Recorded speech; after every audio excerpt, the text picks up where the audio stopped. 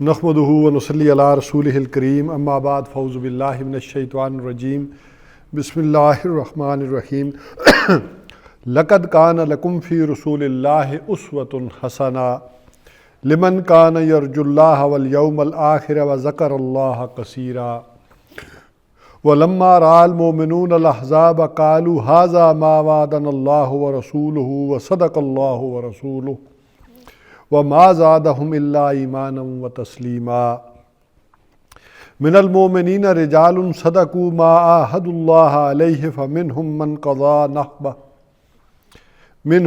قضى نحبه ومنهم من ينتظر وما بدلوا تبديلا ليجزي الله الصادقين بصدقهم ويعذب المنافقين إن شاء أو يتوب عليهم إن الله كان غفورا رحيما ورد اللہ الذین کفروا بغیظہم لم ینالوا خیرا وکفی اللہ المؤمنین القتال وکان اللہ قویا عزیزا وانزل الذین ظاہروا من اہل الکتاب من سیاسیہم وقذف فی قلوبہم الرعب فریقا تقتلون وتاسرون فریقا وأورثکم ارضہم ودیارہم واموالہم وَأَرْضًا لَمْ تَطَئُوهَا وَكَانَ اللَّهُ عَلَىٰ كُلِّ شَيْءٍ قَدِيرًا صدق اللہ العظیم رب اشرح لی صدری ویسر لی امری واحلل عقدۃ من لسانی یفقہوا قولی آمین یا رب العالمین۔ ہماری گفتگو ہو رہی تھی غزوہ احزاب کے اوپر۔ غزوہ احزاب کا جو بھی پس منظر تھا اور جو بھی اس کے محرکات تھے وہ سارے ہم نے پچھلے رکوع میں ڈسکس کر لیے تھے۔ یعنی یہ دوسرا اور تیسرا رکوع یہ گویا کہ بھرپور تبصرہ ہے غزوہ احزاب پر، بلکہ اس کی پہلی 4 آیات پر بھی کچھ سرسری گفتگو ہوئی تھی، اور آخری 2 آیات جو ہیں وہ غزوہ بنی قریظہ پہ ہیں، تو 2 آیتیں وہ بھی شامل ہیں، اگرچہ وہ اسی کا ایک جوڑا ہے غزوہ بنی قریظہ بھی، لیکن سیرت نگاروں نے اور سب نے اس کو ایک علیحدہ آئیڈینٹی کے اعتبار سے اس کو ٹریٹ کیا اور اس کا علیحدہ سے واقعات ترتیب دیے اور لکھے ہیں۔ میں نے پورا رکوع پڑھ دیا ہے اسی لیے کہ آج ہم کوشش کریں گے تاکہ اس گفتگو کو اختتام تک پہنچا دیں۔ اللہ تعالیٰ سے دعا ہے کہ وہ وقت میں برکت ڈالے تاکہ ہم یہ پورا رکوع آج پورا کر سکیں، اور اگلی دفعہ پھر ہم نئی بحث کا آغاز کریں صلح حدیبیہ کے حوالے سے۔ اچھا دیکھیے کہ یہ جو گفتگو ہو رہی ہے یہاں سے دوسرے رکوع کی، کہ کس کنٹیکس میں نبی اکرم صلی اللہ علیہ وسلم کا اسوہ بیان ہو رہا ہے۔ لقد کان لکم فی رسول اللہ اسوۃ حسنہ، کہ تم لوگوں کے لیے حضور صلی اللہ علیہ وسلم کی زندگی میں بہترین نمونہ ہے۔ لیکن یہ بات پہلے سمجھ لیں، اسوہ کسے کہتے ہیں؟ اسوہ یا اسوا یہ دونوں طرح سے بولا جاتا ہے، دونوں پروننسیشن یا دونوں اس کے وہ جو بھی محرکات ہیں وہ صحیح ہیں، اسوا بھی کہتے ہیں اسوا بھی۔ اسی طرح اسی کے بالکل برابر ایک لفظ آپ نے سنا ہوگا، قدوۃ الساکلین یا قدوۃ العارفین، یہ بہت سارے وہ لوگ لکھتے ہیں قدوۃ العارفین، اور قدوہ اور قدوہ وہ بھی اسی ہم معنی میں استعمال ہوتے ہیں، اسوا ہی کے ہم معنی میں۔ اسوے کے معنی ہے کسی ہستی کی پیروی کرنا، اور یہی معنی قدوہ کے ہیں۔ جب وہ کہا جاتا ہے نا قدوۃ العارفین، بھائی اپنے پیروں کا یا اپنے نیک لوگوں کا یا ان کی پیروی کرنا یا ان کی باتوں کی، تو اس اعتبار سے بھی لکھا جاتا ہے۔ تو بہرحال اس کے معنی ہے کسی کی پیروی کرنا، لیکن یہ دونوں معنوں میں استعمال ہوتا ہے، مثبت بھی اور منفی بھی۔ کسی برے آدمی کی بھی لوگ اپنا استاد سمجھ کر، کوئی ڈاکو ہے کوئی ہے، اس کی بھی پیروی کرتے ہیں، اس کے مشن کو بھی چلاتے ہیں، تو اسی لیے اس کے ساتھ صفت لائی گئی حسنہ کی، اسوۃ حسنہ، کہ یہاں یہ بہترین نمونہ ہے، اچھا نمونہ ہے۔ یہ قرآن حکیم میں 2 جگہ یہ لفظ اور بھی استعمال ہوا ہے۔ سورہ ممتحنہ میں حضرت ابراہیم علیہ السلام کے واقعے کے اندر مسلمانوں کو کہا گیا کہ تمہارے لیے ان کی ذات میں بہترین نمونہ ہے۔ وہاں چونکہ وہ واقعات جب آئیں گے تو میں دیکھوں گا کہ وہاں اگر کچھ لوگ اپنے رشتہ داروں یا والدین کی طرف توجہ دے رہے تھے تو اسلام کو پرائرٹی نہیں دے رہے تھے، تو ان کو کہا گیا کہ نہیں، ابراہیم کا یہ اسوہ ہے، تمہیں اس کو فالو کرنا چاہیے، اس کی پیروی کرنی چاہیے۔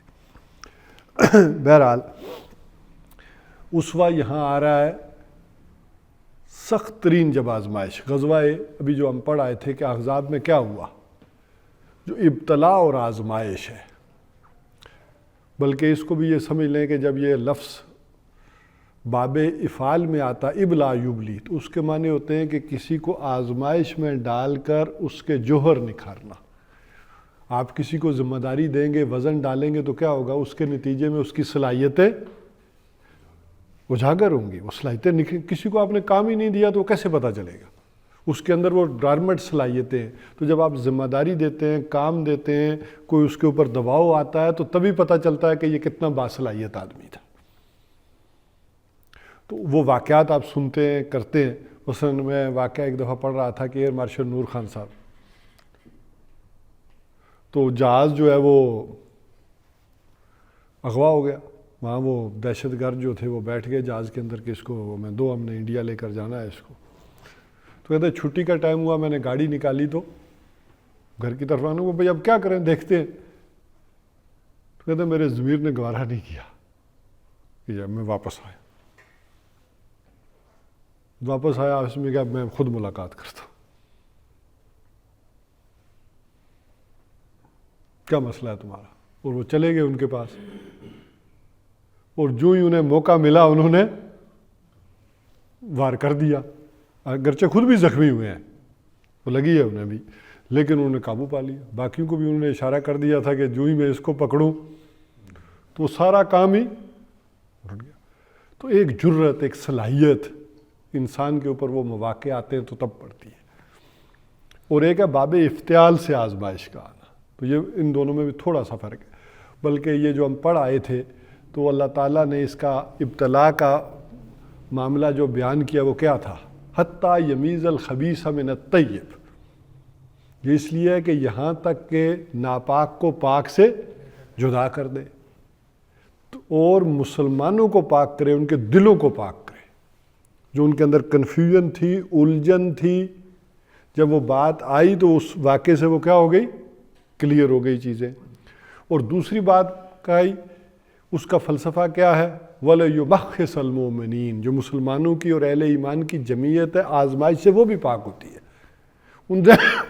انہیں پتہ چلتا ہے کہ اب کن لوگوں پر ہم ٹرسٹ نہیں کر سکتے، کن پر اعتماد نہیں کر سکتے آگے کی چیزوں میں۔ تو یہی وجہ تھی کہ غزوہ احزاب میں یہ آزمائش اپنی ٹاپ پر آئی، اور اتنی ٹاپ پر آئی کہ جو منافقین کے اندر شے تھی وہ ان کے منہ کے اوپر آ گئی۔ وہ شاید آگے آیات آئیں یا ہم نے پڑھ لی ہیں کہ نہیں وعدہ کیا تھا، بلکہ وہ گزر گئی کہ نہیں وعدہ کیا تھا اللہ کے رسول نے، مگر ہمیں دھوکہ دیا۔ ہمیں تو کہا تھا کیسر و کسریٰ کے خزانے ملیں گے، یہاں جان کے لالے پڑ گئے، قضائے حاجت کے لیے نہیں جا سکتے۔ اچھا واقعہ ایک ہی ہے، اور اسی واقعے سے کیا ہو رہا ہے؟ اہل ایمان کہہ رہے ہیں یہی تھا وعدہ اللہ کا اور اللہ کے رسول کا کہ تم لازماً آزمائے جاؤ گے ان چیزوں میں۔ تو ایک ہی ایونٹ نے ان کے ایمان میں اور تسلیم و رضا میں اضافہ ہوا۔ اور اس میں سمجھ لیں اصل شے جو کہا جاتا ہے نا، فیصلہ کن شے انسان کے اندر ہے۔ بلکہ جو علم کی بحث ہے کہ اصل میں علم کیا ہے، حقیقت علم کیا ہے، اس کے اندر ایک بحث یہ بھی ہے کہ کوئی علم نہیں ہے دنیا میں، اصل علم اندر ہے۔ یعنی علم کی تعریفوں پر جب بحث ہوتی ہے تو اس میں ایک رائے یہ بھی کہ اصل علم تو انسان کے اندر ہے، یہ واقعہ ہے، اصل فیصلہ کن شے یہاں ہوتی ہے۔ تو بہرحال یہ آزمائش ہوئی ہے، اب اس آزمائش پر کھڑے رہنا یہ اسوہ ہے، اس کو فالو کرو کہ اللہ کے دین کے لیے اس قدر ڈٹے رہنا۔ اور ہوا بھی کیا ہے؟ ایسا تو نہیں ہے کہ حضور صلی اللہ علیہ وسلم کسی مخملی خیمے میں بیٹھے ہوئے اور باقی لوگ کام کر رہے ہیں۔ اگر کوئی آ رہا ہے اور کہہ رہا ہے کہ دیکھیے حضور بھوک سے ہمارے پیٹ پر پتھر بندھے ہوئے اس لیے کہ آنتوں پہ بل نہ پڑ جائے، اصل میں یہ ہوتا تھا کہ جب وہ بھوک میں آنکھیں کہتے ہیں نا کلوولہ پڑتی ہیں یا اندر گھومتی ہیں تو بل پڑنے کا اندیشہ ہوتا ہے۔ تو جب وہ پرانے زمانے میں فاقے یا بھوک ہے تو یہاں کوئی چیز باندھ لیتے تھے، تو پتھر ایک گول سا رکھ کے باندھ دیتے تھے۔ تو حضور صلی اللہ علیہ وسلم نے کرتا اٹھایا، وہاں 2 بندے ہوئے تھے۔ اسی طرح وہ خندق کھودتے ہوئے وہ جو چٹان تھی، وہ جب کسی سے سخت والی نہیں ٹوٹ رہی تھی تو حضور صلی اللہ علیہ وسلم خود اترے ہیں اور آپ نے کھدال سے اس کے اوپر ضرب لگائی۔ وہ جب پہلی ضرب لگائی تو انہوں نے کہا کہ کیسر کے خزانے تمہیں دے دیے گئے۔ پھر آپ صلی اللہ علیہ وسلم نے دوسری ضرب لگائی تو انہوں نے کہا میرے رب نے کسرا کے خزانے بھی تمہیں دے دیے. کچھ دکھایا تو جا رہا تھا نا اس ضرب میں, اس چٹان کی آواز. جب آپ صلی اللہ علیہ وسلم نے تیسری ضرب لگائی, چٹان ٹوٹ گئی, تو انہوں نے کہا یمن کی دولت بھی تمہارے حوالے کر دی. تو اب وہ ظاہرہ منافقین تو کہتے ہوں گے نا کہ یہ کیا ہے, ادھر یہ کہہ رہے تھے یہ خندق کھودتے ہوئے کہ یہ سارے خزانے تمہیں مل گئے ہیں, ادھر مسئلہ تو یہ آ رہا ہے. تو بہرحال اصل میں اسوے سے ہمارے ذہنوں میں جو چیزیں آتی ہیں, جو ہی کو کہتا ہے محمد الرسول اللہ صلی اللہ علیہ وسلم کا اسوہ اپنایا جائے, تو سب سے پہلے ہمارے ذہن میں داڑھی آ جائے گی. اچھا پھر مسواک آ جائے گی, کو کھانے کے بعد الوا سوئیاں یاد آ جائیں گی. تو ہمارے ذہن میں اسوہ یہ آ جائے گا. اصل اسوہ یہاں ہے کہ جنگ میں ثابت قدم رہنا, اور وہ جنگ کس کے لیے؟ اللہ کے دین کے لیے. جو اسوہ حضور صلی اللہ علیہ وسلم نے ساری زندگی دن رات جس پر عمل کیا ہے, وہ دو ہی باتیں ہیں, دعوت دین اور اقامت دین. دین کی دعوت دی, 23 برس کی جو آپ کی جد و جہد ہے نبوت والی, اس میں ہے تبلیغ, دعوت اور اس کے لیے قائم کرنے کی جد و جہد. یہ آپ صلی اللہ علیہ وسلم کا وہ اسوہ ہے. اچھا یہ بھی اسوہ چیزیں ہیں, لیکن اس کو سمجھیں. جیسے ایک بلڈنگ کا سٹرکچر ہوتا ہے, پلر ہیں, چھت ہے, اصل سٹرکچر یہ ہے دعوت دین اور اقامت دین. یہ بلڈنگ ہے اسلام کی, اس کی جد و جہد ہوئی ہے, یہ مشن ہے محمد رسول اللہ صلی اللہ علیہ وسلم. اچھا یہ چیزیں کیا ہیں؟ کوئی مسواک ہو گیا, کوئی چھوٹی چھوٹی یہ جو چیزیں ہیں, یہ اصل میں اس کے اوپر فنیشنگ ٹچز ہے. ایک آدمی یہ ساری کرے لیکن اس سٹرکچر کو نہ دیکھے تو وہ چھت اور وہ پلر تو اس کے سر پر گریں گے, اسلام کے جو گرے ہوئے ہیں آج. اور اسی کی وہ مثال ہے جو آپ کے سامنے میں دیتا ہوتا ہوں کہ آج دنیا میں ہو کیا رہا ہے. وضو کا اصل مقصد, وضو اس لیے فرض کیا گیا کہ کیا کرے؟ نماز پڑھے تاکہ آدمی اس مقصد. لیکن آپ وضو کے فضائل بیان کریں تو اس کے فضائل میں ہے کہ رزق میں اضافہ ہوتا ہے, فرشتے دعائیں کرتے ہیں, الطہور و شطرل, بولو بے شمار احادیث ہوں گی وضو کے فضائل پر. تو ایک آدمی آپ یہ بتائیں کہ یہ ساری حدیثیں پڑھے, سارے واقعات پڑھے, ساری عقائد پڑھے, ساری فضیلتیں بتائے, اور وضو کرتے ہوئے آپ سب کو سمجھاتا رہے اور نماز نہ پڑھے, تو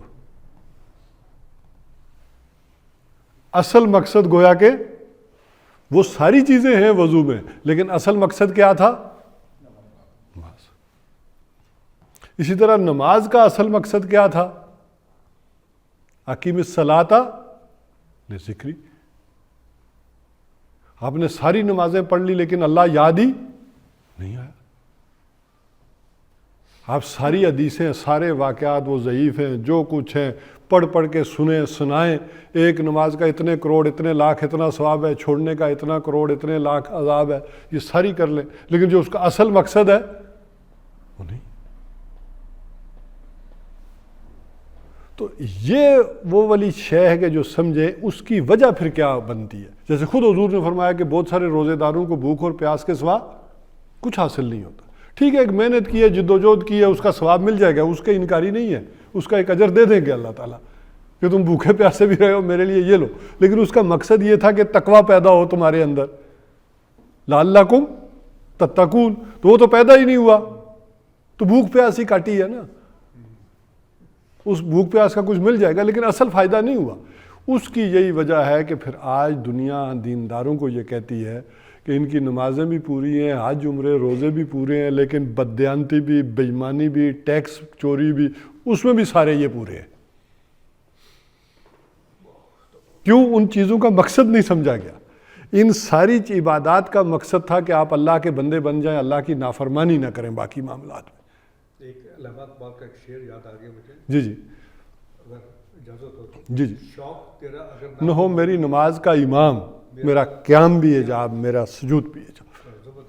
جو سربا سجود ہوا کبھی میں زمین پر, تو ہاں تو زمین سے آئی یہ صدا, تیرا دل تو ہے صنم آشنا, تجھے کیا ملے گا.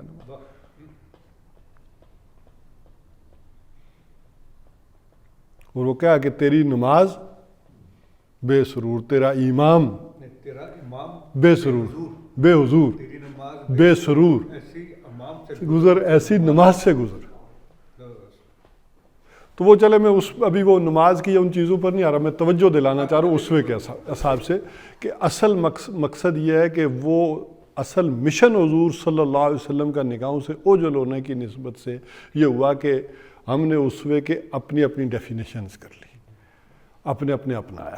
حالانکہ وہ ساری چیزیں موجود تو ہوں گی، کل حزب بما لدیہم فرحون، ہر ایک نے اپنے اپنے حصے کی مرضی کی چیزیں لی اور اسی پر خوش ہیں کہ ہم چل رہے ہیں اس کے اوپر۔ تو اصل اسوہ حضور صلی اللہ علیہ وسلم کا یہ جو اس کنٹیکس میں آ رہا ہے کہ وہ جنگ میں سٹینڈ لیا، کھڑے رہے سب کے ساتھ، اور کس لیے؟ دین کے لیے۔ اس کے اوپر کھڑے رہنا اور باقی چیزیں جو ہوں گی وہ اس کی خوبصورتی میں اضافہ کرے گی اس سارے کام کی،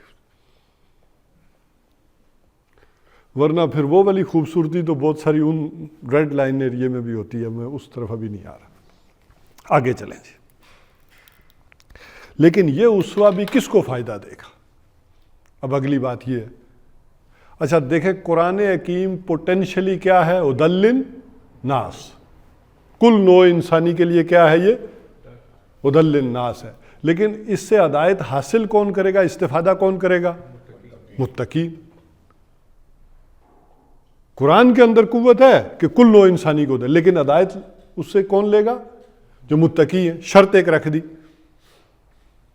اچھا اسی طرح دنیا میں آپ دیکھیں لوگ تفسیریں لکھ رہے ہیں، مستشرقین غیر مسلموں نے لکھی ہیں، معنی، تفسیر، تشریح، لیکن ہدایت نہیں ملی۔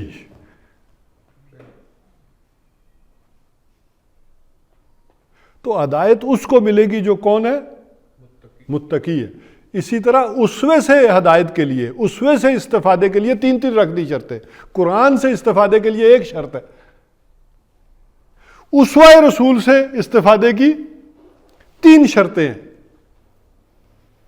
من کان یرجو اللہ، جس کو اللہ سے امید ہو، چونکہ اس جد و جہد کے دنیا میں نتیجے نہیں نکلتے، وہ تو یہ ہوتا ہے یہ سارا کرنے کا جس کو امید کس سے ہو؟ اللہ سے، کہ یہ سارا میں کس لیے کر رہا ہوں؟ اللہ کے لیے کر رہا ہوں۔ اور اگلی بات کہی والیوم الآخر، اور آخرت کا اسے یقین ہو کہ یہ سارا کچھ کہاں مجھے ملے گا؟ آخرت میں ایک دن آنا ہے، یہ عارضی زندگی ہے۔ وذکر اللہ کثیرا، اور اللہ کو یاد کرے کثرت سے۔ اصل میں یہاں پھر وہی بات آئی، اس پچھلی کے ساتھ جوڑ لیں، وذکر اللہ کثیرا۔ ہم کہتے ہیں سبحان اللہ سبحان اللہ، اللہ اکبر اللہ اکبر اللہ اکبر الحمدللہ، یہ ذکر کر لیا۔ یہ ذکر نہیں ہے، یہ ذریعہ ہے، ذکر ہے کہ یہ وہ شے ہے کہ جس کے ذریعے وہ یاد آ جائے۔ ہم نے تسبیح پھیری، ہم نے کہا کہ ہم نے ذکر کیا، میں ذکر کر رہا ہوں۔ اقیم الصلاۃ لذکری، نماز کو قائم کرو میری یاد کے لیے۔ تو آج جتنی چیزیں جن کو ہم نے ذکر سمجھا ہوا ہے، یہ اصل میں ذریعہ ہے، ذکر ہے۔ ذکر کے اصل معنی تو ہے کہ وہ یاد آ جائے۔ آپ نے سارا ذکر کر لیا لیکن اللہ یاد نہیں، دماغ میں کچھ اور چل رہا۔ آپ تسبیح پڑھتے چلے، آپ نے دیکھا کچھ لوگ باتیں بھی کر رہے ہوتے ہیں، سن بھی رہے ہوتے ہیں، آپ کی ساری ڈسکشن اور تسبیح بھی چل رہی ہے کہ میں ذکر بھی کر رہا ہوں۔ تو وہ بات کہ یہ سارے کام کر کے بھی اللہ یاد نہیں آیا، نہیں، وہ کثرت سے اس کو یاد کرو۔ یہ ذریعہ ہے، ذکر جو چیزیں یہ اصل میں اس اللہ تک پہنچائیں، پھر ہے یہ ذریعہ۔ تو یہ اسوے سے استفادے کی تین شرطیں ہیں، جیسے میں نے بیان کیا، قرآن سے ایک شرط ہے تقویٰ ہونے کی، اور حضور صلی اللہ علیہ وسلم کی زندگی بہترین نمونہ اس شخص کے لیے ہے جس کو اللہ سے امید ہو، آخرت پر یقین رکھے اور کثرت سے اللہ کو یاد کرے۔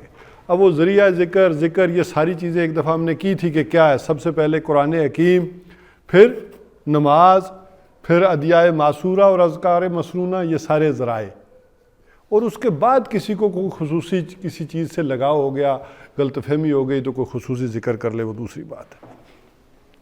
اب آ جائیے وَلَمَّا رَأَى الْمُؤْمِنُونَ الْأَحْزَابَ، اور جب اہل ایمان نے دیکھا ان لشکروں کو، قَالُوا هَذَا مَا وَعَدَنَا اللَّهُ وَرَسُولُهُ، یہی تو وعدہ ہے اللہ اور اس کے رسول کا کہ یہ آزمائشیں آئیں گی، وَلَنَبْلُوَنَّكُمْ مِنَ الْخَوْفِ وَالْجُوعِ وَنَقْصٍ مِنَ الْأَمْوَالِ وَالْأَنفُسِ وَالثَّمَرَاتِ، ان ساری چیزوں میں تمہیں میں آزماؤں گا اگر اس سائیڈ پہ آؤ گے۔ تو یہ تو اللہ کا وعدہ ہے، اس پر ہماری ایک طرح گفتگو ہو چکی تھی۔ وَصَدَقَ اللَّهُ وَرَسُولُهُ، اور سچ فرمایا اللہ اور اس کے رسول نے۔ وَمَا زَادَهُمْ إِلَّا إِيمَانًا وَتَسْلِيمًا، اور نہیں اضافہ ہوا، زیادتی ہوئی مگر ان کے ایمان میں اور تسلیم و رضا میں، اطاعت میں، کہ اور بڑھ کر کام کریں۔ جیسے میں نے ابھی بات کی تھی کہ یہ جو باب افعال سے آئے گا ابتلا والا معاملہ، اب لا یبلی، اس سے یہ ہوتا ہے کہ کسی پر آزمائش آئی تو اس کے جوہر اور نکھرے، ان کے ایمانوں میں اور اضافہ ہوا۔ من المومنین رجال صدقوا، ان اہل ایمان میں وہ مرد بھی تھے، بلکہ یہاں لفظ تو رجالون ہے لیکن کہنے وہ جواں ہمت مرد وہ بھی تھے، صدقوا ما عاہدوا، انہوں نے سچ کر دکھایا جو انہوں نے وعدہ کیا تھا، عاہد اللہ علیہ، اللہ کے ساتھ جو وعدہ کیا تھا۔ فَمِنْهُمْ مَنْ قَضَى نَحْبَهُ، ان میں سے وہ بھی ہیں جو اپنی نظر پوری کر چکے۔ نحبہ کے معنی نظر کے ہیں لیکن قربانی بھی اس کا ترجمہ کیا جاتا ہے، وہ ہیں جو اپنی قربانی دے چکے، اور مجازاً اس کے معنی لیے جاتے ہیں موت کے بھی، کہ جو اپنی جان اللہ کے سپرد کر چکے، وہ بھی ہیں جنہوں نے وعدہ۔ اور یہی تو اللہ تعالیٰ کا وعدہ تھا کہ اللہ تعالیٰ نے اہل ایمان کے جان اور مال خرید لیے ہیں جنت کے بدلے میں۔ لیکن یہ فقہ کی ٹرم میں کہیں گے کہ یہ بیع سلم ہے، کہ جان اور مال یہاں لگاؤ، جنت وہاں ملے گی جا کے۔ تو انہوں نے جو اللہ سے وعدہ کیا تھا وہ پورا کیا۔ فَمِنْهُمْ مَنْ قَضَى نَحْبَهُ وَمِنْهُمْ مَنْ يَنْتَظِرُ، اور وہ بھی ہے ینتظر، وَمِنْهُمْ مَنْ يَنْتَظِرُ، ینتظر کے معنی ذرا اور ہو جاتے ہیں، زوئے کے اوپر زبر آ جائے گی تو ہو جائے گا کہ وہ جس کا انتظار کیا جا رہا ہے، اور وہ ینتظر کے معنی ہوں گے کہ جو انتظار کر رہا ہے۔ اسی لیے ہمارے ہاں وہ ایک ٹرمنالوجی بولی جاتی ہے، اہل تشیع کے ہاں وہ زیادہ ہوتی ہے، مہدی منتظر، وہاں منتظر نہیں پڑھنا، مہدی منتظر، وہ مہدی کے جس کا کہ انتظار کیا جا رہا ہے، لیکن وہیں زیر پڑھیں گے تو مہدی منتظر، تو وہ مہدی جو انتظار کر رہا ہے، یہ فرق پڑ جاتا ہے۔ تو ان میں سے ایسے بھی ہیں کہ جو انتظار کر رہے ہیں، وَمَا بَدَّلُوا تَبْدِيلًا، اور انہوں نے اپنے اس وعدے میں، بات میں کوئی تبدیلی نہیں کی، اسی پر قائم رہے جو اللہ سے انہوں نے وعدہ کیا تھا۔ لِيَجْزِيَ اللَّهُ الصَّادِقِينَ بِصِدْقِهِمْ، یہ اس وجہ سے ہے کہ تاکہ اللہ تعالیٰ سچوں کو ان کے سچ کا بدلہ دے، وَيُعَذِّبَ الْمُنَافِقِينَ، اور عذاب دے منافقوں کو، انشاء، اگر چاہے، او یتوب علیہم، یا انہیں توبہ کی توفیق دے دے، کیا وہ توبہ کر لیں، ان کے اوپر عنایت کرے، او یتوب علیہم۔ اصل میں بندے کی توبہ یہ ہے کہ وہ اس غلط کام سے رجوع کرتا، تابہ یتوبہ کے معنی ہوتے ہیں واپس پلٹنا اور رجوع کرنا۔ تو بندے کی توبہ یہ ہے کہ وہ اپنے اس غلط کام سے، گناہ سے پلٹے، اور اللہ کی توبہ کیا ہے کہ وہ اس کے اوپر پلٹ کر دوبارہ رحمتیں نازل کرے، عنایات دے، اس کے اوپر دوبارہ توجہ دے، لفظ ایک ہی ہو جائے گا، یا او یتوب علیہم، یا ان کے اوپر اپنی رحمتیں نازل کرے۔ اچھا یہاں بات ذرا سے کہ یہاں منافقین کا تذکرہ ہے تو اللہ تعالیٰ کہہ رہے ہیں کہ چاہے گا تو انہیں عذاب دے گا اور چاہے گا تو انہیں کرم کرے گا ان کے اوپر۔ ابھی سن 5 تک گویا کہ منافقین کے لیے توبہ کا دروازہ کھلا ہوا تھا۔ ویسے تو مدنی دور میں آئیں تو غزوہ بدر سے پہلے تو ذکر ہی نہیں ملتا منافقین کا، یعنی غزوہ بدر سے پہلے آپ کو معلوم ہے سورہ بقرہ نازل ہوئی، اس میں کہا کہ فی قلوبہم مرض، ایک مرض ہے، ایک بیماری ہے ان کے اندر چل پڑی ہے۔ سورہ محمد آئی ہے غزوہ بدر سے پہلے، سورہ آل عمران بعد میں آئی 3 میں، اس میں ایک آدھ دفعہ استعمال ہو گیا لفظ۔ لیکن پھر اس کے بعد سورہ نساء، سورہ مائدہ، اس میں تو پھر تفصیلات آئی ہیں سورہ نساء میں آ کر سن 4 میں. لیکن ابھی بھی سورہ احزاب یہ تو ہے ہی سن 5 میں، اس میں بھی ابھی اس دروازے کو کھلا رکھا گیا کہ ابھی بھی پلٹے، ابھی بھی لوٹے. ان اللہ کان غفور الرحیم، یقیناً اللہ تعالیٰ بخشنے والا ہے اور مہربان ہے. وَرَدَّ اللَّهُ الَّذِينَ كَفَرُوا بِغَيْظِهِمْ، اور کافروں کو پھیر دیا، لوٹا دیا ان کے غیظ و غضب کے ساتھ. یعنی وہ جو انتقام کا جذبہ لے کر آئے تھے، وہ جو غصہ تھا، اللہ تعالیٰ نے اس کے باوجود انہیں لوٹا دیا. اب وہ تفصیلات میں نہیں جا رہا. لم ینالوا خیرا، اور ان کے ہاتھ کوئی خیر نہیں لگا، کوئی بھلائی نہیں لگی. وَقَفَ اللَّهُ الْمُؤْمِنِينَ الْقِتَالَ، اور اللہ تعالیٰ کافی ہو گیا اہل ایمان کی طرف سے جنگ میں. یعنی یہ جنگ گویا کہ اللہ نے لڑی. اور اگر دیکھیں تو کیا ہے، ہوا کس نے بھیجی؟ وہ جو ہم کہہ رہے تھے آندھیاں بھیجی، ہوا آئی، آگ پھیلی، دیگیں الٹ گئیں، آگ خیموں کو لگ گئی. تو یہ تو گویا اللہ تعالیٰ کافی ہو گیا اہل ایمان کے لیے اس جنگ میں، اور مسلمانوں کو اس نے کوئی تکلیف نہیں دی. وَقَانَ اللَّهُ عَزِيزًا قَوِيًّا عزیزہ، اور اللہ تعالیٰ قوت والا بھی ہے اور زبردست ہے، اس کے لیے تو کوئی مشکل نہیں ہے. لیکن آپ ذرا دیکھیں کہ کچھ نہیں ہوا اور آزمائش پورے لیول پر ہو گئی، ٹاپ پہ. یعنی پریکٹیکلی کچھ نہیں ہوا. ساری جنگ کا اگر اندازہ لگائیں تو 12,000 کا لشکر آیا ہے اور کل 6 مسلمان شہید ہوئے.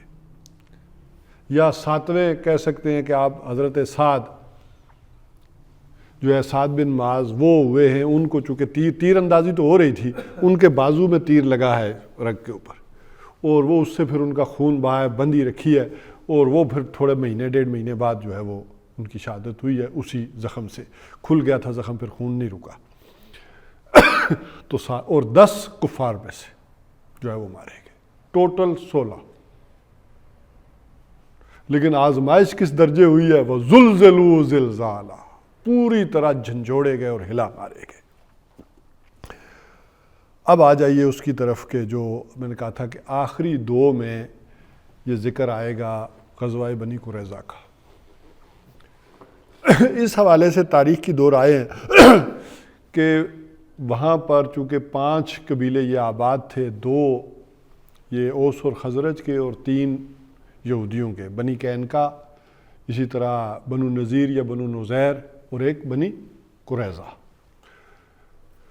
تو 3 یہ یہودیوں کے. ایک رائے یہ ہے کہ یہودی یہاں پہلے سے آباد تھے، یعنی یہ تینوں یہودی قبیلے یہ قدیم زمانے سے تھے، یا حضرت جو بھی موسیٰ علیہ السلام سے جو جسے کہتے ہیں نا لاسٹ ٹرائب آف بنی اسرائیل، وہاں سے آئے اور اس پہ آئے کہ یہاں شاید آخری نبی کا ظہور ہوگا، تو ادھر آ گئے. تو بعد میں چونکہ جب سد معارب ٹوٹا ہے، وہ تو بہت بعد میں ٹوٹا ہے، تو اس سے یہ یمنی ہیں جو دونوں، جو اصل عرب ہیں، عرب عربہ جو کہلاتے ہیں. ایک دیکھیں عرب عربہ ہے جو اصل عرب تھے، اور ایک عرب مستعربہ کہلاتے ہیں. عرب مستعربہ وہ ہیں کہ جو اصلاً نسلاً عرب نہیں ہیں، لیکن عرب میں رہنے کی وجہ سے عرب ہو گئے. یہ حضرت اسماعیل علیہ السلام ان کی اولادیں ہیں، عدنانی جو کہلاتے ہیں، یا دوسرے کہتانی بھی کہلاتے ہیں. عرب مستعربہ کو کہتانی بھی کہا جاتا ہے، اور عرب مستعربہ کو عدنانی، اور عرب جو ہے وہ عربہ کو کہتانی بھی کہا جاتا ہے. اور ایک وہ عرب تھے کہ جو نسیم منسیہ ہو گئے، جنہیں کہتے ہیں نا بائدہ اقوام، عرب بائدہ، جو قوم صالح تھی، قوم سمود تھی، عاد تھی، یہ صدوم اور عمورہ کی بستیاں تھیں، حضرت لوط علیہ السلام، یہ وہ ہیں کہ جو ختم ہو گئے. تو ایک عرب بائدہ ہیں، ایک عرب عربہ ہیں، اور عرب مستعربہ ہے. یہ تو گویا کہ یہ جو 3 قبیلے ہیں یہ تو بنی اسرائیلی ہیں تینوں. تو یہ جو تھے عرب عربہ کے 2 قبیلے اوس اور خزرج، تو ایک روایت میں ہے کہ نہیں یہ پہلے آباد تھے، یہودی آ کے پڑوس میں آباد، اور ایک ہے کہ یہ آئے اور انہوں نے ان کو نکال باہر کیا، یہ مضافات میں گئے اور اصل زمینوں کے اوپر پھر یہ قابض ہوئے اور مدینہ ان کے کنٹرول میں رہا. بہرحال حضور صلی اللہ علیہ وسلم جب مدینہ گئے تو انہوں نے ان سے معاہدے کر لیے، ان 5 سے، مدینہ کے ڈیفنس پر، اس پر، جس کی ذرا دیکھیں کہ غلط طور پر بھی استعمال ہو رہی ہے یہ اصطلاح۔ اگرچہ منٹگمری واٹ نے حضور صلی اللہ علیہ وسلم کی بے انتہا تعریف کی ہے اس معاملے میں کہ آپ کے تدبر، آپ کے فہم، آپ کی سیاست، سیادت کی انتہا ہے کہ آپ نے جس انداز میں ان ساری چیزوں کو ٹیکل کیا ہے۔ یعنی اس کی جو 2 کتابیں نا، محمد at Mecca, Muhammad at Medina, اور اسی کو پھر ایچ جی ویلز نے بعد میں ایکسپلائٹ کیا اور اس نے بات کو کہی کہ Muhammad failed as a prophet but succeeded as a statesman, کہ ایک محمد ہے مکہ میں اور ہمیں نظر نہیں آتے انہیں کوئی کامیابی ہوئی ہو، ایز اے پرافٹ انہیں کوئی کامیابی ہم نہیں دیکھتے ہوئی ہو۔ یہ اس کی رائے ہے، بہرحال ہم تو دیکھتے ہیں یہ ایک ہی سلسلہ ہے، اور ایز اے اسٹیٹ مین وہ کیا ہوئے ہیں، آخر کامیاب ہوئے۔ یہاں محمد صلی اللہ علیہ وسلم کی کامیابی، تدبر، فہم اس دنیا کے حوالے سے وہ کہتا ہے اس کی جتنی تعریف کی جائے کم ہے۔ تو بہرحال اس نے ان معاہدوں کی بڑی تعریف کی۔ تو یہ تینوں قبیلے جو تھے معاہدے میں جکڑ گئے، لیکن ایک نے خلاف ورزی کی بدر کے بعد، ان کا معاملہ ہوا۔ اسی طرح عود میں بنو نذیر یا بنو نذیر جو ہیں ان کا واقعہ بھی ہم نے پڑھایا تھا کہ کس طرح وہ دیت کے سلسلے میں حضور صلی اللہ علیہ وسلم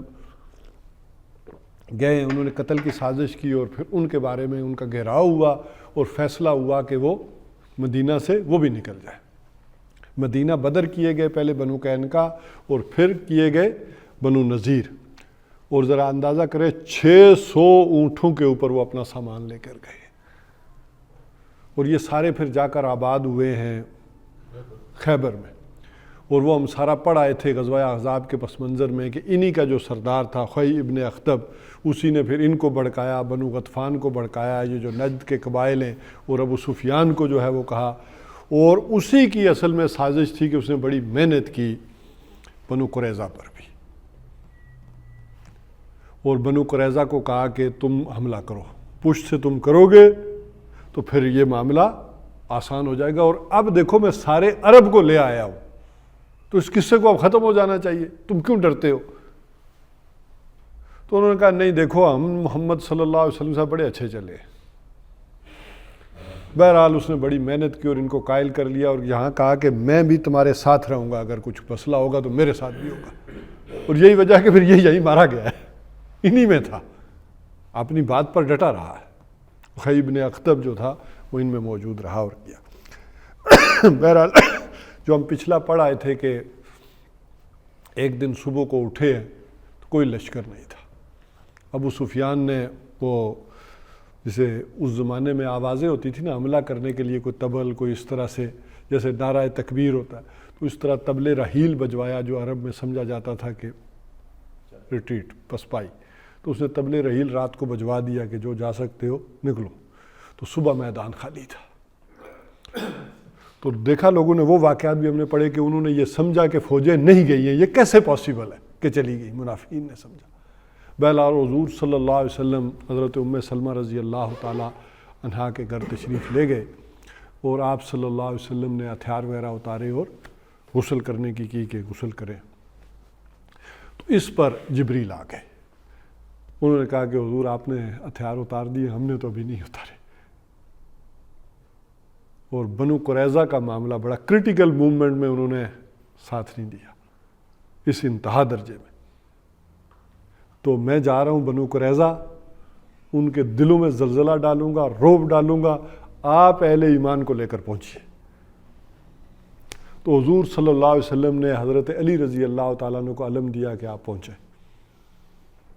اور ساتھ ہی اعلان کیا کہ ابھی تک تم میں سے جو کوئی سم و طاعت پر قائم ہے، چونکہ حالات مدینے کے وہ آگے تھے کہ منافقین کا نفاق کیا تھا، زبانوں پر آ گیا تھا، پتہ نہیں کتنے مسلمان بھی رہے ہیں یا نہیں رہے، مومن رہے ہیں، لہذا حضور نے کہا جو آدمی ابھی تک سم و طاعت پر قائم ہے وہ عصر کی نماز نہ پڑھے مگر بنو قریظہ جا کر۔ اچھا اس میں بھی سمجھنا چاہیے، اس میں اختلاف ہوا۔ اب جا رہے ہیں تو کچھ لوگوں نے کہا کہ ہمیں عصر نہیں پڑھنی، حضور کے الفاظ یہ ہیں کہ کوئی نماز نہ پڑھے جا کر بنو قریظہ پڑھے، لہٰذا وہ گئے ہیں، پھر ذرا فاصلہ کافی تھا، انہوں نے مغرب، عشاء اور عصر 3 کٹھی پڑھی ہیں جا کر، مغرب بھی نہیں پڑھی، وہاں پہنچے اور کچھ نے کہا دیکھو تم الفاظ کو نہ دیکھا کرو خالی، حضور کی منشا کو دیکھو، حضور کے مقصد کو دیکھو، وہ کیا ہے۔ تم الفاظ پکڑ کے بیٹھ کے کوئی نہ پڑھے، اب نماز کا وقت ہو گیا، حضور کا یہ مطلب تو نہیں تھا، ان کا مطلب یہ تھا، منشا یہ تھی کہ جلد سے جلد یہاں اثر ہونے والی ہے تو کوئی اثر کے لیے نہ رکے۔ حضور کا منشا یہ تھا کہ تم یہ کہو یار اثر پڑھ کے چلے گے، جیسے ہوتا ہے عموماً آرام سے چلے جائیں گے، تو حضور کا منشا یہ تھا کہ نکلو جو بھی نکل سکتے ہو، تو حضور کا منشا یہ تھا، تو اثر پڑھ لیتے ہیں، راستے میں ہو گئی ہے تو اچھا یہی وجہ ہوئی کہ اکثریت نے پڑھی ہے پھر، اور حضور صلی اللہ علیہ وسلم جب گئے تو پھر یہ معاملہ بھی پیش ہوا ہے، تو حضور نے دونوں کو درست قرار دیا۔ اس سے سمجھنا چاہیے ہم ایک رائے پر اڑ جاتے ہیں، اور ایک ہی بات کی دو تعویلیں ممکن ہیں، نیت ٹھیک ہے۔ پہلی بات یہاں سے یہ سبق سمجھیں کہ ایک ہی بات کی دو تعویلیں ممکن ہیں، کی ہیں صحابہ نے، ان میں سے حضور کی نافرمانی کسی نے نہیں کی، کسی نے گستاخی نہیں کی۔ اچھا آج ہم فتویٰ لگا دیتے ہیں فوراً کہ یہ کون ہے، یہ گستاخ ہے، یہ نافرمان ہے۔ اگر سچی بات پوچھیں تو وہ اگر کوئی ہوتا وہاں مفتی تو فتویٰ بڑے کلیئر کٹ کول کے مطابق کس پہ لگنا چاہیے، لیکن نہیں، وہاں کسی نے کسی کو گستاخ نہیں کہا، نافرمان نہیں کہا، اور نہ کسی نے کی سمجھا گیا، بلکہ انہوں نے حضور صلی اللہ علیہ وسلم کے قول کی تعویل کی کہ مطلب یہ ہے۔ تو اس طرح یہ بات سمجھیں، دینی اصول کے اعتبار سے یہ اہم سبق ہے کہ کسی ایک بات کی دو تعویلیں چھوڑ تین بھی ممکن ہیں، اور کسی ایک رائے کے اوپر بالکل سٹینڈ نہیں لینا چاہیے، دوسرے کو بھی اس کا مارجن دینا چاہیے کہ ٹھیک ہے میں یہ زیادہ صحیح سمجھتا ہوں۔ اچھا جنہوں نے زیادہ صحیح سمجھا انہوں نے پڑھی، تو جنہوں نے اس کو مقصد کے طور پر مانن سمجھا ہے انہوں نے وہاں جا کر پڑھ لی، تو اس کو بھی حضور صلی اللہ علیہ وسلم نے صحیح قرار دیا۔ اب ظاہر افتاد طبع کے اعتبار سے اپنی اپنی ذہنیتیں بھی ہوتی ہیں، ایک کیپیسٹی بھی ہوتی ہے چیزوں کو سمجھنے کی، تو اس اعتبار سے یہی وجہ ہے کہ شاہ ولی اللہ علیہ رحمہ کہتے ہیں کہ جو آدمی علم کی اس سطح پر آ جائے، اس پر پھر یہ ائمہ کے کہ کس کو فالو کروں کس کو نہ کروں، ایک کو کروں، یہ پابندی ختم ہو جاتی ہے اگر اس کی اتنی سینس اور ویلیو ہے، اس کی رسوخ ہے دین میں۔ تو ان چیزوں کو سمجھنا چاہیے، یہیں سے ہمیں یہ سبق ملتے ہیں۔ بہرحال حضور صلی اللہ علیہ وسلم گئے ہیں اور 25 دن معاشرہ رہا ہے، ایک دم نہیں ہو جاتی کہ جبریل نے پھونک ماری تو سب کے دل پھٹ گئے، روب ڈلا ہے، ڈرے، اور کہا جاتا ہے کہ ان کے پاس سامان رسد بہت تھا اور کنویں اندر ذاتی موجود تھے، اور لمبا عرصہ بھی وہ کرتے رہتے تو کوئی مسئلہ نہیں تھا۔ تو اس میں بلکہ ایک صحابی میرا خیال ہے بس شہید ہوئے ہیں غزوہ بنو قریظہ میں، وہ بھی وہ فصیل کے نیچے سے گزرے تو ایک خاتون نے ان کے اوپر وہ چکی کا پارٹ پھینکا ہے اور وہ اس میں شہید ہوئے ہیں۔ بہرحال آخر وہ ڈرے اور انہوں نے کہا کہ ہم جو ہے وہ مشورہ کرنا چاہتے ہیں ابو لبابہ سے۔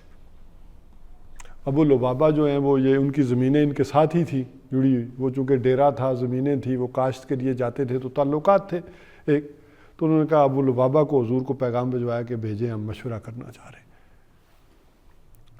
تو اس پر وہ ابو لبابہ سے انہوں نے مشورہ کیا تو انہوں نے کہا کہ سرنڈر کر دو، لیکن ہوگا تمہارے ساتھ یہ۔ اس پر ابو لبابہ باہر نکلے تو پچھتائے کہ یہ میں نے کیا کر دیا۔ پستون سے باندھنے والے کے ان کے 2 واقعات آتے ہیں نا، ان میں سے ایک یہ ہے، اور پھر انہوں نے کہا کہ یہ تو غلط ہو گیا۔ انہوں نے جا کے پھر اپنے آپ کو ستون سے باندھ دیا اور کہا کہ جب تک حضور نہیں کھولتے جو ہے نا میں نہیں آؤں۔ وہ پھر بیوی ان کی جاتی نماز کے وقت کھولتی انہیں یا کوئی کھانے پینے کے وقت اور پھر باندھ دیتی۔ تو لوگوں نے حضور صلی اللہ علیہ وسلم سے کہا کہ آپ اس معاملے میں کوئی فیصلہ کریں۔ انہوں نے کہا ابو لبابہ نے ڈائریکٹ اللہ پر فیصلہ چھوڑا، وہاں سے آئے گا، اگر وہ میرے پاس آتے تو میں ان کے لیے استغفار کرتا۔ وہ بھی توبہ کرتے، میں بھی کرتا. اب انہوں نے ڈائریکٹ معاملہ کہاں پیش کیا ہے؟ اللہ کی عدالت میں. اب فیصلہ وہاں سے آئے گا. بہرحال پھر وہاں سے بھی 6-7 دن بعد آ گیا. اور ادھر یہ ہوا کہ پھر انہوں نے کچھ لوگوں نے کہا کہ ذرا جیسے آپ نے معاملہ کیا ہے بنو نذیر کے ساتھ اس طرح کا کر لیں. چونکہ بنو نذیر خزرج کے حلیف تھے، ان قبیلے بھی آپس میں بٹے ہوئے تھے نا، ان کی آپس میں اتحادی چل رہی تھی، تعلقات تھے. تو یہ تھے اوس کے حلیف بنو قریظہ. بنو نذیر تو انہوں نے کہا کہ جیسے آپ نے یعنی اوس میں سے کچھ لوگوں کا جیسے آپ نے معاملہ کیا تھا، یہ ہمارے حلیف ہیں، ان کے حلیفوں کے ساتھ آپ نے کیا تھا، یہ کریں. تو انہوں نے کہا کہ پھر کیوں نہ یہ فیصلہ تمہارے سردار کریں. اچھا، ادھر سے اللہ تعالیٰ نے یہ کیا کہ بنو قریظہ نے کہا کہ جو حضرت سعد بن معاذ فیصلہ کریں گے ہمیں منظور ہے. اور حضرت سعد بن معاذ نے آپ کو معلوم ہے کہ دعا مانگی تھی جب وہ زخمی ہوئے کہ اللہ مجھے اس وقت تک زندہ رکھیو کہ جب تک کہ بنو قریظہ کا معاملہ نہ ہو جائے. بہرحال بنو قریظہ کہ معاملہ جب انہوں نے سپرد کر دیا تو حضرت سعد کو بتایا گیا. جیسے میں نے کہا وہ زخمی ہو گئے تھے غزوہ خندق میں، تو آئے ہیں، بلایا گیا. اب یہاں ایک بات اور نوٹ کریں، حضرت سعد بن معاذ آئے ہیں تو حضور صلی اللہ علیہ وسلم نے فرمایا کہ لوگوں کھڑے ہو جاؤ، تمہارے سردار آ رہے ہیں. اب پچھلی دفعہ وہ جو آپ کھڑے ہونے پہ کسی نے مسئلہ اٹھا دیا تھا تو میں نے کہا تھا یہ یوں اس طرح سے نہیں ہے، جگہ جگہ اور سچویشن پہ ہوتا ہے. اب حضور ہی حکم دے رہے ہیں لوگوں تمہارے سردار آئے ہیں، کھڑے ہو کر استقبال کرو، آ جاؤ. ہم ایک بات کو پکڑتے ہیں، پھر وہ میں نے کہا وہ ایک رائے پکڑ کر پھر اس پر جم کر پھر وہ چیزیں کرتے تھے. تو حضرت معاذ رضی اللہ عنہ آئے تو پھر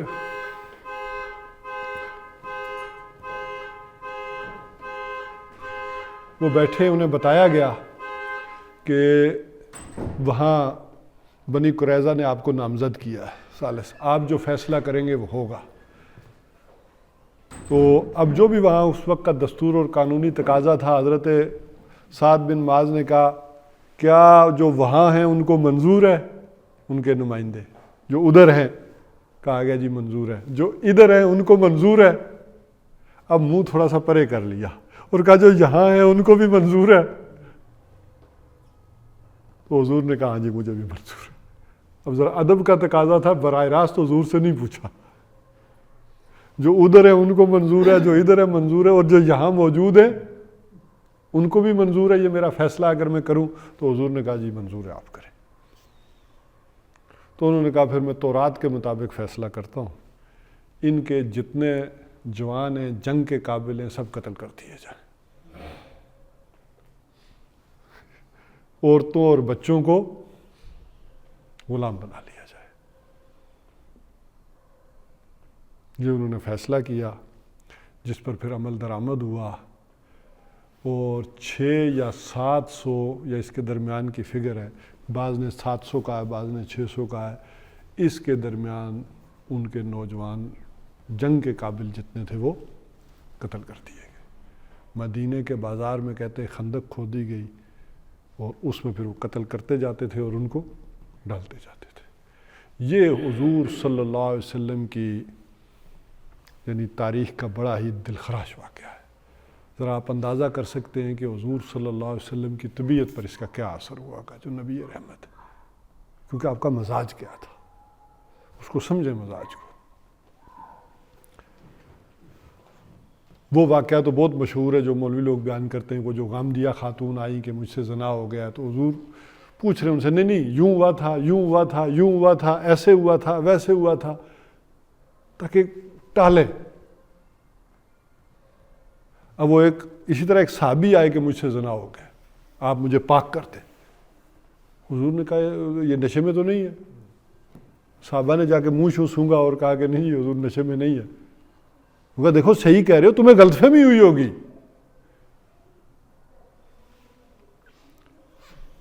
اب حضور صلی اللہ علیہ وسلم کا اصول کیا ہے؟ اب ذرا آج ہمارا اصول کیا وہاں کا؟ فدروا الحدود عن المسلمین، حدود کو دور کرو اہل ایمان سے. حتی الامکان کوشش کرو کہ وہ سزا سے بچ جائے. اسی تو چاہتے ہیں کہ کوئی مل جائے صحیح. پتھر مار مار مار. فدرء الحدود، بچاؤ حدود سے، اس کی زد میں نہ آئے لو. اسی وجہ سے وہ پھر قانون کیا بنا کہ شک کا فائدہ ملزم کو دے دو.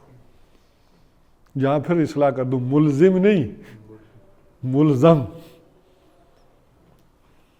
ملزم وہ کہتے ہیں کہ جس پر الزام لگایا گیا ہے، ملزم وہ ہے جو پراسیکیوٹر ہے.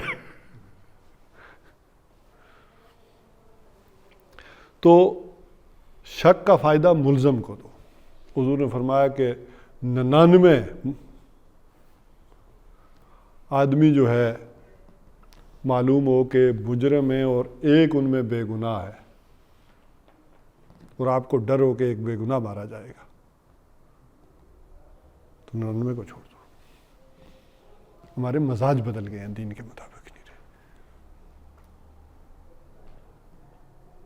اور شک کا فائدہ اسے دے دو. تو اب ذرا یہ مزاج ہو تو ذرا دیکھیں پھر یہ کیا کتنا گزرا ہوگا معاملہ. کوئی وہ اسی طرح ان سزاؤں پر خوش ہونا، اس سے بھی منع کیا گیا. مسلمانوں کو تکلیف میں دیکھ کر، سزا میں دیکھ کر یہ کوئی خوشی کی بات نہیں ہے. بعض لوگوں کو ہوتا ہے نا بڑا وہ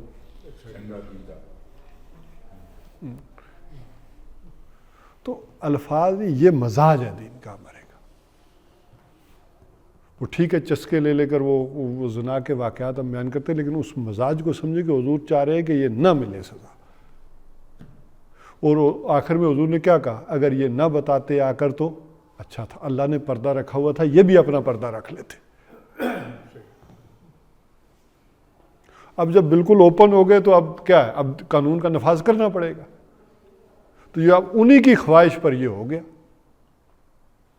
بنو قریظہ کی خواہش پر.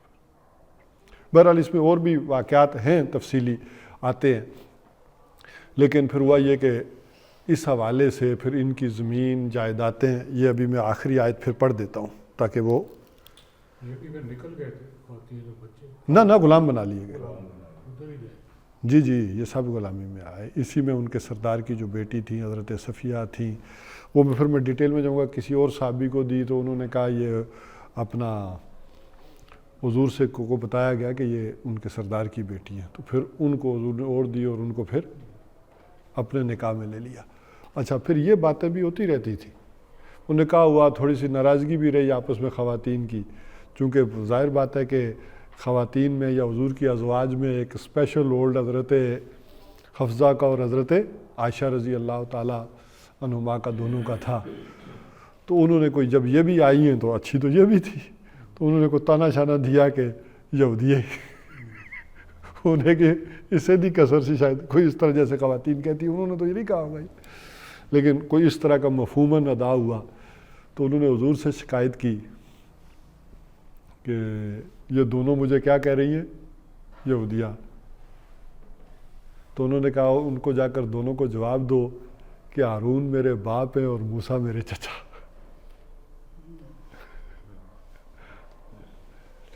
تو یہ ایک سلسلے چلتے ہیں. بہرحال اب اس کو پڑھ لیں. وَأَنزَلَ الَّذِينَ ظَاهَرُوا مِنْ أَهْلِ الْكِتَابِ، اور اتارا ان کو کہ جنہوں نے، ظہر کہتے ہیں، ویسے تو ظاہر کہتے ہیں پیٹھ کو، جنہوں نے پشت پناہی کی، لیکن محاورے میں آ جائے گا کہ جنہوں نے گٹھ جوڑ کیا، جو ملے. من اہل الکتاب، اہل کتاب میں سے، من سیاسیہم، ان کو انزلہ یعنی ان کو ان کے قلعوں سے اتار دیا. سیاسی کہتے ہیں بچاؤ کی جگہ، یعنی اس کو اس طرح سے بھی سمجھ لیں کہ جیسے سے ہوتی ہے تو اس کے یہ کانٹے ہوتے ہیں نا، تو یہ بھی سیاسی کہلاتے ہیں کہ یہ اس کا ایک گویا کہ وہ زرہ ہے. تو یہ ان کے بچاؤ کی جگہ سے، ان کی اونچی جگہ سے قلعوں سے اتار دیا. وَقَذَفَ فِي قُلُوبِهِمُ الرُّعْبَ، اور ان کے دلوں میں رعب ڈال دیا. اصل وہ کام اندر سے ہوا. فَرِيقًا تَقْتُلُونَ وَتَأْسِرُونَ فَرِيقًا، اور ان میں سے ایک گروہ کو تو تم نے قتل کر دیا اور باقیوں کو کیا کر رہے تھے؟ ایک دوسرے گروہ کو کیا کر رہے تھے؟ تاسرون فریقا، انہیں قیدی بنا رہے تھے، انہیں غلام بنا لیا۔ وَأَوْرَثَكُمْ أَرْضَهُمْ دِيَارَهُمْ، اور تمہیں وارث کر دیا ارضہم، ان کی زمین کا، و دیارہم، اور ان کے گھروں کا۔ بنو نذیر جو تھے وہ تو اپنے گھر اکھاڑ کے لے گئے نا، وہ کڑیاں بھی لے گئے، وہ اپنے کواڑ بھی لے گئے، لیکن ان کے گھر اور چیزیں تو سلامت تھی، تو تمہیں وارث بنا دیا ان کی زمینوں کا بھی اور ان کے گھروں کا بھی، وَأَمْوَالَهُمْ، اور ان کے مالوں کا بھی، وَأَرْضًا لَمْ تَطَئُوهَا، اور ایک وہ زمین کے جس پر ابھی تمہارے قدم نہیں پھرے، جو تم نے نہیں کچلی، وَكَانَ اللَّهُ، یعنی اس کا وارث بھی بنا دیا۔ یہ اصل میں پیشن گوئی ہے کی جا رہی ہے کہ ان کی جو سرزمین ہے دوسری وہ بھی تمہارے ہاتھ لگے گی، ایک اور زمین کا بھی وارث اللہ تمہیں بنائے گا، اور وہ خیبر۔ ظاہر ہے اس کے ڈیڑھ ایک سال بعد خیبر بھی اللہ تعالی نے لگا دیا، چونکہ نیکسٹ ایئر کیا ہوا، چونکہ اسی غزوے میں حضور صلی اللہ علیہ وسلم نے کر دیا تھا کہ آج کے بعد قریش تم پر نہیں آئیں گے، اب ہم جائیں گے، قریش تم پر حملہ آور نہیں ہوں گے۔ آخری تھا، آزمائش انتہا ہوگی، یہ ٹرننگ پوائنٹ تھا۔ جیسے میں نے آپ کو واقعہ بتایا تھا کہ حضرت عائشہ رضی اللہ تعالیٰ عنہا نے حضور سے پوچھا کہ اس سے سخت دن بھی کوئی گزرے ہیں، تو آپ نے فرمایا میری ذاتی زندگی میں تو طائف ہے، لیکن اجتماعی طور پر مسلمانوں کے حوالے سے یہ ٹرننگ پوائنٹ تھا آزمائش کا۔ اب پوری طرح سے وَزُلْزِلُوا زلزالہ ہو گیا، اب ٹرننگ پوائنٹ آ گیا، اب ہم جائیں گے، اب قریش کے اندر اب ہمت نہیں رہے گی کہ دوبارہ آ سکے۔ یہی وجہ ہے کہ نیکسٹ ایئر آپ عمرے کے لیے چلے گئے، یہ اسی کی ایک گویا کنٹینیوشن تھی کہ اب ہم جائیں گے، وہ دوبارہ نہیں آئیں گے۔ اور اس کے نتیجے میں آپ کو معلوم ہے صلح حدیبیہ ہو گئی، اور جب آپ ادھر سے مطمئن ہو گئے، ان سے جنگ کی صلح ہو گئی، تو آپ نے خیبر کی طرف پھر فتح کا ارادہ کر لیا، خیبر پر چڑھائی کی ہے۔ تو اب وہ ترتیب سے پھر ہم ان سارے واقعات کو ابھی پڑھیں گے، اگلی دفعہ صلح حدیبیہ اور پھر اس کے بعد خیبر کی طرف آئیں گے۔ لیکن یہاں گویا کہ پیشن گوئی کر دی گئی، وَأَرْضًا لَمْ تَطَئُوهَا، اور ایک اور وہ زمین جس پر ابھی تمہارے قدم نہیں پھرے، اس کا بھی وارث تمہیں بنا دیا ہے۔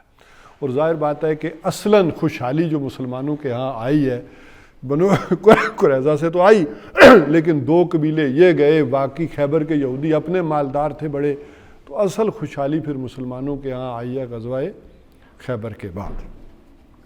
وَقَانَ اللَّهُ عَلَىٰ كُلِّ شَيْءٍ قَدِيرٌ، اور اللہ تعالیٰ ہر شے پر قادر ہے۔